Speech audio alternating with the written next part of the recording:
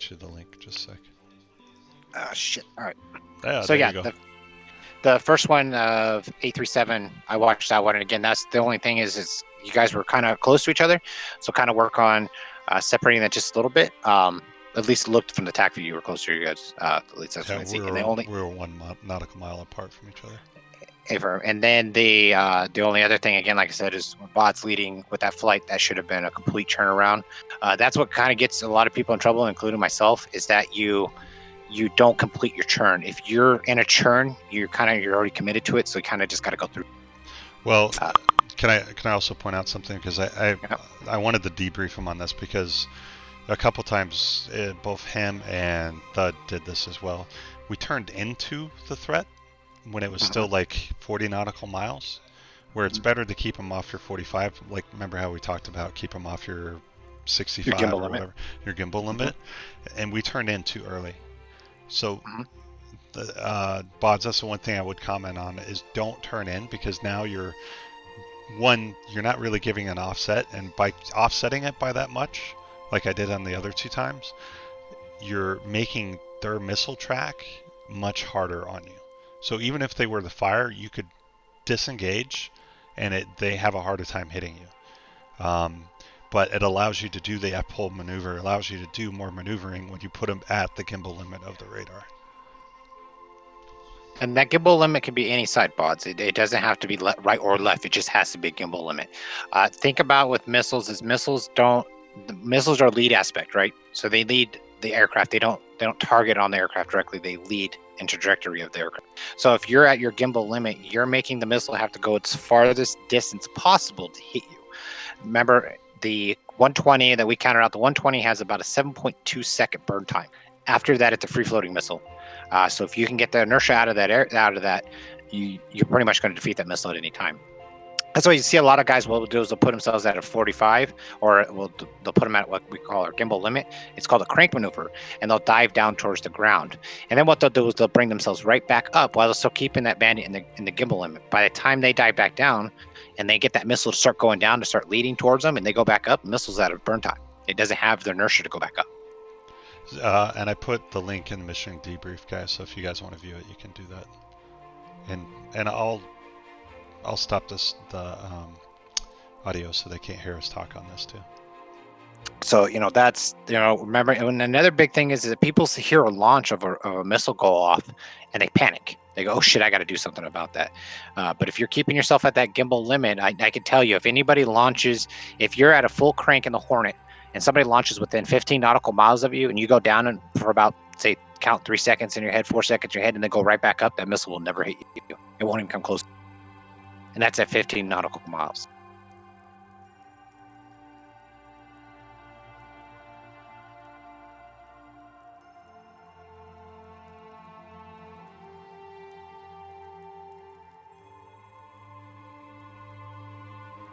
I have eyes on it.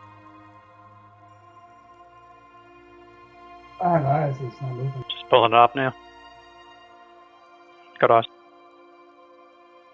Yeah, I've got eyes on it. Yeah, same.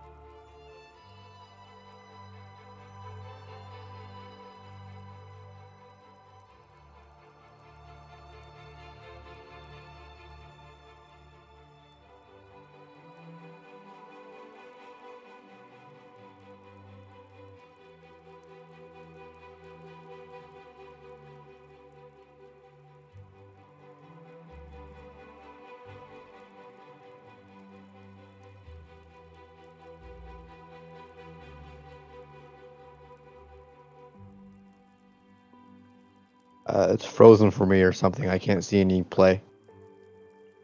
Yeah, likewise. Frozen for me.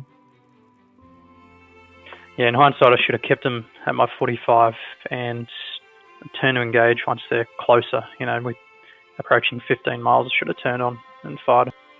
So quick question while you're fixing that. Vela, what happened to you and Mike? With that last one we just did. There was one where Mike turned in to go for a fight and you continued straight. Was that a computer problem? What was that? The very last engagement we did. I don't know if this is a Reclusive Falcon. Right. So I had missiles in the air against me, and I went to notch, and I got hit anyways. And Mike went in, shot down Falcon, but I don't think either Recluse or Mike had anything on radar because they were pretty close to each other and they couldn't find each other. Well, we had there were two spikes.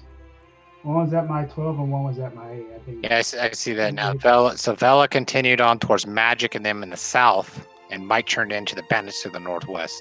Right, exactly what I did.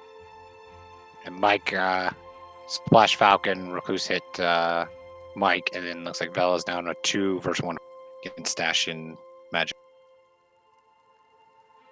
Yep. So magic splash, fella. Say again? Who Yeah, splashed Fella? Stash hit him. Stash it. Okay.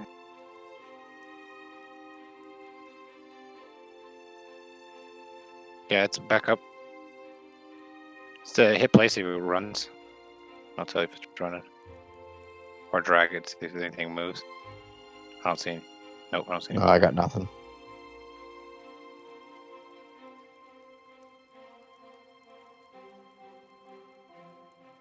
That's why that Discord thing, guys, if you haven't installed it, it really helps because we could just hit that Discord and whoever has that Discord thing and they could share it